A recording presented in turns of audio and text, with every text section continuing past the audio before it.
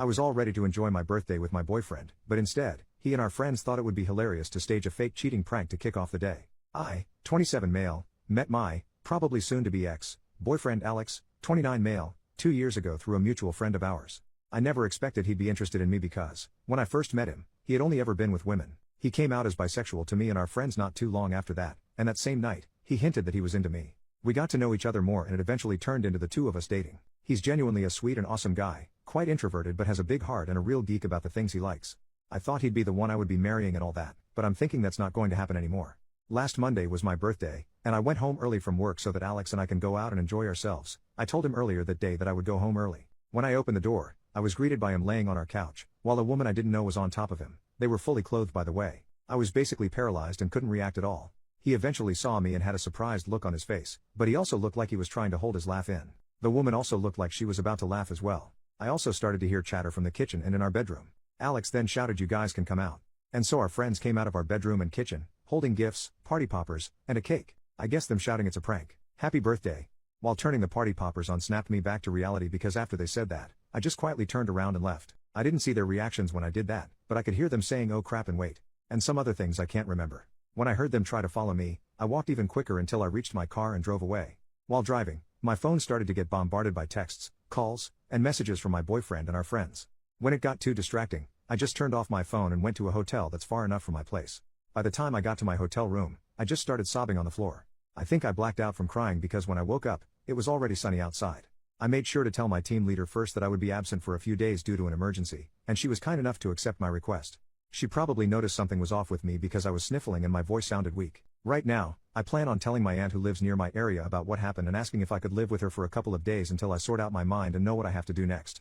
I'm deeply heartbroken because I've told my boyfriend and my friends before how I felt about cheating and how it essentially ruined my family growing up in my young mind back then. My mom cheated on my dad and it broke our family apart, and I got cheated on by my first boyfriend, but at the same time, I can't help but feel like I overreacted and that I should have just went with it all.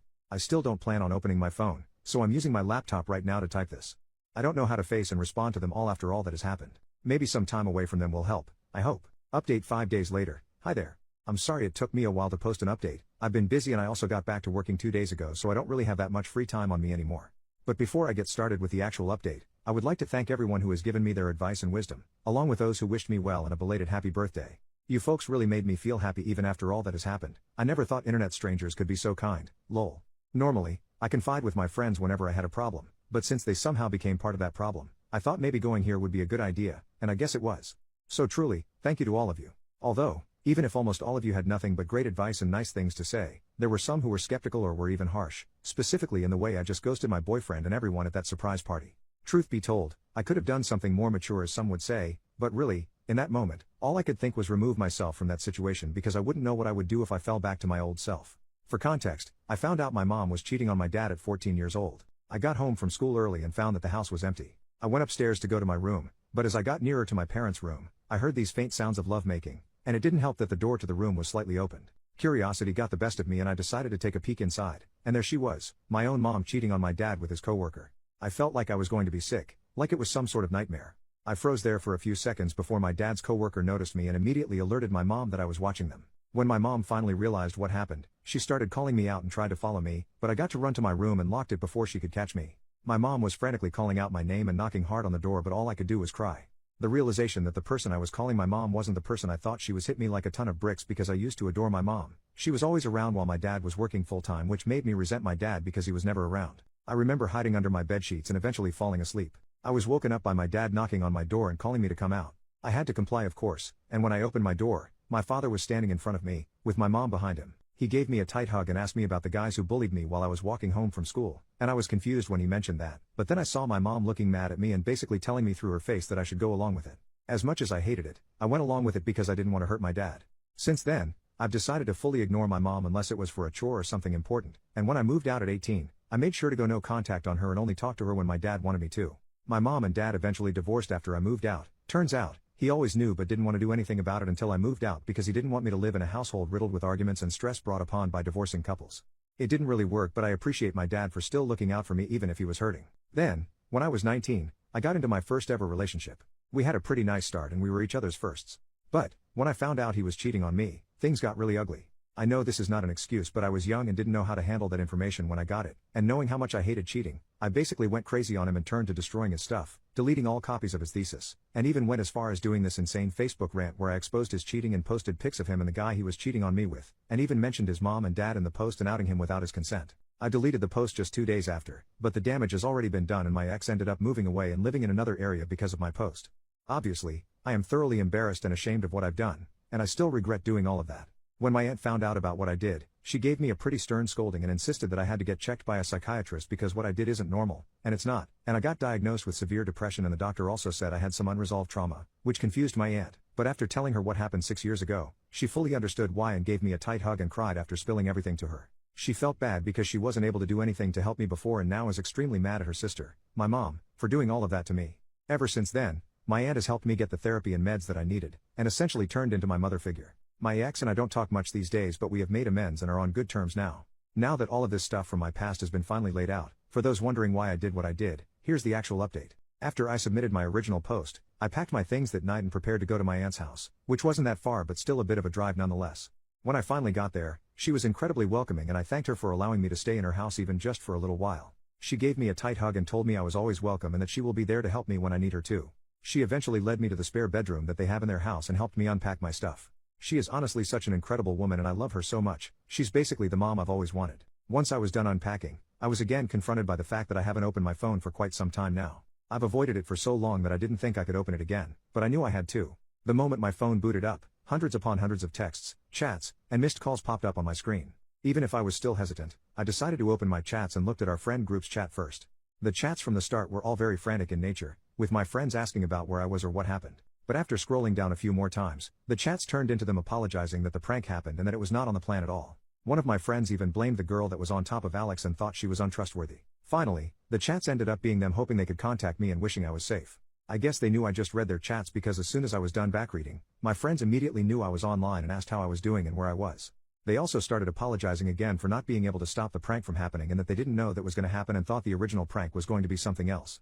At this point, I was thoroughly confused because they seemed happy enough to be there during that night, but I knew I had to apologize to them first for ghosting them and asking their side of the story first before speaking about what had happened. Essentially, they were simply planning a surprise birthday party for me with Alex in a group chat that didn't include me. Then, my boyfriend added a few more people into the group chat, saying that they were college friends of his and he wanted them to be a part of the surprise party too since they also wanted to meet and get to know me better. As a suggestion, one of my boyfriend's college friends pitched the idea of them pranking me. The plan was my boyfriend is going to be on the couch with a serial killer holding a bloody knife and fake stabbing my boyfriend while the killer was on top of him and while my boyfriend is bleeding everywhere. My boyfriend's college friends thought it would be funny to see my reaction, although my friends were initially skeptical. They reassured them that it would be harmless fun and that once my boyfriend and the friend who'll be acting as the killer got their desired reaction on camera, they can just tell me that it was all a prank and my friends and my boyfriend's other college friends would come out and surprise me with their gifts and stuff. My friends eventually agreed so as long as they don't drag out the prank and immediately reveal everything once they captured my reaction on camera. The day of my birthday comes and everything they'd planned seems to be going smoothly, with them waiting for me. My boyfriend's college friends ushered everyone to hide while they set up the prank, and when it was done, they would hide too. When they finally heard my boyfriend say they can come out, they thought the prank was a success because I looked absolutely mortified, but they knew something was up when even after the prank was revealed, I was still looking shocked and almost teary-eyed even, until I finally turned around and left. They were understandably shook and confused, thinking the serial killer prank was too much, but knowing me, I wouldn't have minded it at all since I love scary movies and an avid horror enjoyer. That was then they realized that my boyfriend's female college friend was on top of my boyfriend, not wearing any serial killer costume and not holding any fake bloody knife. They then saw my boyfriend pushing his female college friend away from him and chasing after me. Some of them also tried to follow me, while some were asking what happened to the original plan. Even my boyfriend's other college friends were wondering why their female friend wasn't in costume, but she was just silent. After a few minutes, my boyfriend came back to our apartment looking distraught and crying. He then tells everyone that they should all go and proceeds to go to our bedroom. They wanted to ask him what happened but he shut the door before they could. His female college friend then followed him inside which really weirded them out, but after a while, they hear my boyfriend shouting at her, telling her to piss off. She then goes out the door on the verge of tears and leaves the apartment. They said everything happened so fast that they didn't know how to process all that has happened. Not too long after that though, they realized that I was missing and started calling and texting me, but I didn't respond to any of them. Eventually, I was unreachable, I turned off my phone, and decided they should just go home and wait for me to respond. My boyfriend's college friends apologized profusely to what has happened and didn't mean for any of this to happen, but they basically just ignored them. They then followed their retelling of their side with videos that they've recoded that prove their accounts, along with an apology and wishing that I was doing well. After my friends told me what happened on their point of view, I felt really terrible and apologized again for ghosting them and telling them that everything that happened was none of their fault. I told them that I would make it up to them soon, but they reassured me that they accept my apology and are just happy that I'm alive and well. They also pitched to have a late birthday celebration with me this weekend, and my boyfriend and his friends aren't included this time. I of course happily agreed and thanked them for being such great friends and that I really couldn't thank them enough for being such an awesome bunch of people. The morning of the next day, my aunt knocks on my door and wakes me up, telling me that I have a visitor downstairs. She looked a bit mad, so I can already tell who it was. It was my boyfriend Alex, carrying this beautiful bouquet of flowers and my favorite chocolates with him. Even if he looked amazing, his face was the complete opposite because he looked like he was crying for days. I asked him how he found out about where I was and told me that once I turned on my phone again, an app on my phone that we both have notified him of my whereabouts. It's basically an app that allows you and your trusted friends to share your locations in real time as long as you have an internet connection and your locations is on. I was a bit frustrated that he actually came here to my aunt's house, but nevertheless, he was already there, so might as well just hear him out on what he had to say. He basically reiterated what my friends told me, but he added in some more details that my friends didn't know about. Apparently, his old college friends reconnected with him after he lost touch with them after they graduated. They found his Facebook account through some searching and wanted to ask him about his life after all these years. They were especially happy when he told them that he currently has a boyfriend because they secretly knew he was bisexual but didn't want to make assumptions or make him feel weird about it. Alex eventually tells them about me, and he mentions that him and our friends are planning a secret birthday surprise for me and they immediately wanted to be a part of it. After they were added to the group chat, they started suggesting ideas on how to make the surprise much more fun, until their female friend, we'll call her Anna, suggested that they do a prank to surprise me. Alex's college friends were immediately on board because they saw TikToks of it and they thought it was really funny, but my friends were obviously skeptical. Eventually, they agreed what the prank is going to be and that the prank wouldn't take too long. Anna volunteered to be the serial killer since it was her idea, and they all went and did their parts of the surprise so that everything would be ready when my birthday comes. The day of the surprise party comes, and everyone prepares for my arrival. When Anna and Alex went into their assigned positions for the prank, he wondered why she still wasn't in her costume and that her props was missing, but all she could reply was that she forgot. Alex offers to find the costume and props but Anna insists that there's no more time and that I was going to arrive soon. Alex at this point was extremely uncomfortable and wanted to get out of their position, but before he could do it, I've already opened the door and saw them. He admits that he messed up by laughing a bit at my reaction because it was exactly the reaction he thought I was going to make but immediately realized what it looked like and called everyone to come out to save himself from the embarrassment and give context to what I was seeing. When he realized that that didn't work, he forcefully pushed Anna away to chase after me, but he wasn't able to keep up once I got into my car. It then sunk into him that he messed up big time and that when I drove away, that's when he remembered my trauma about cheating, which made him cry while returning to our apartment. He tells everyone to leave and retreats to our bedroom, not really knowing what to do. To his shock, Anna comes inside our room unannounced and starts comforting Alex. He repeatedly tells her to leave and that he'll be fine, but what really set him off was Anna asking him, "So, does that mean you're single now?" That's when he realized she did it on purpose. Alex then shouts at her and angrily asks her to leave, which she then complies to after looking like she just embarrassed herself. Alex is in tears at this point, and he tells me that he wishes he just didn't agree with the prank. He's cut off contact with his college friends for now, and is incredibly sorry about what happened. He then starts hugging me really tightly and says that he loves me so much and that he's scared of losing me. His words alone also made me cry because even after everything, I still love him deeply and I do believe everything he said. After a minute or two of us hugging and crying, he lets go of me and tells me that we should get back together to our apartment, but that if I still need time and space, he'll gladly give it to me. I gave him a kiss and then respond to him with me asking him to help me pack my stuff. Of course, I gave my aunt the warmest of hugs and told her how much I appreciated her for helping me. She was happy things got resolved, but also jokingly threatened my boyfriend that if he did something stupid or hurtful to me again, she'll personally whisk me away to safety and away from him. My boyfriend laughed, but I think he was just hiding his nervousness. Now, I'm back in our apartment, and Alex even offered to throw away the couch that was used for the prank, but I declined since it's a pretty nice couch and everything that has happened was something no one wanted, aside from Anna probably. I've already made amends with my boyfriend and we've both forgiven each other, and my friends are happy that things worked out in the end. Alex is probably now invited to the weekend party but I've yet to ask them. Haha.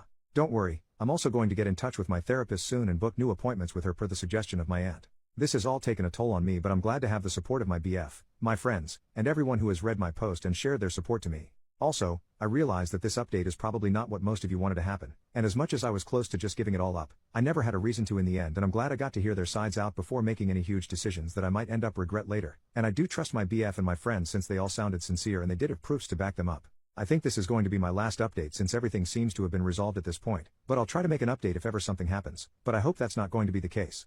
Once again, thank you everyone. Final update 1 week later. Hello. This is definitely my last update about this mess because quite frankly I'm tired of all of this. But before I start this update, I would like to say sorry to everyone who thought my previous update was too long. I guess I was just overcome with joy. I feel stupid about it now, talking about what happened that I didn't get to edit it much, but don't worry, this update won't be as long. And thank you to everyone who had nothing but kind words, I really appreciate you all. So, a few days after my previous update, Alex, my now ex-boyfriend, came up to me while sobbing and confessed that he hasn't told me the complete truth about Anna. Apparently, him and Anna were a couple back then, She was his first girlfriend and he did a lot of his firsts with her, first kiss, first date, first going all the way, etc. Once they graduated, Anna broke things off with him because she can't handle long-distance relationships and didn't want to be tied down yet. Anna breaking up with him caused him to go into a spiral and develop severe depression, along with self-harming tendencies, something he still goes to therapy for. It took a lot of work for him to get out of that hole and be a functioning human adult again, but things apparently didn't completely change for the better for him until he met me. As I quote, I was the light at the end of the tunnel that he desperately wanted to get out of. But, I guess ghosts from the past have their way of coming back to haunt you. A few weeks before my birthday, Alex's college friends found his Facebook and contacted him to reconnect. Things went well for them until he was added into their group chat that had Anna in it as well. As what he said, it definitely reignited some old feelings that he had, and it also didn't help that Anna was acting like nothing bad happened between the two of them. They agreed to meet to catch up, one thing led to another, until that one thing ended up being them making love every single day up until the birthday surprise lol. It only really hit him how much he messed up and realized that he was doing something incredibly shitty when he saw my devastated face after seeing Anna on top of him for the prank that they supposedly planned for me. According to him, he was trying to bring back those strong feelings and emotions that he once felt back when he was with Anna, but seeing me look ruined and distraught made him realize that what he had with me was incomparable to what him and Anna had, so I guess that's what led him to confess and be all remorseful. Of course, I had to hear him apologize and cry in front of me, and I did cry too, but I couldn't bear being around him anymore after hearing all of that. I then calmly told him that I accept his apology, but that I didn't want to be with him anymore and that I'd be leaving the apartment and sort things out once we're both in clearer states of mind. He didn't like that one bit and started sobbing like crazy and even went as far as hugging me incredibly tight just so that I wouldn't go. It was a struggle, but I eventually got out of his clutches by pushing him away hard enough. I ran as fast as I could, ironic, to get to my car and immediately headed to my aunt's house. When I got there, I just sobbed into my aunt's arms and felt incredibly weak. She probably understood why I was crying that much without asking me why, so she started consoling me until I was too tired to cry and slept. Yesterday, I got a call from a friend of Alex that he's in the hospital after being found unresponsive and full of cuts on his arms.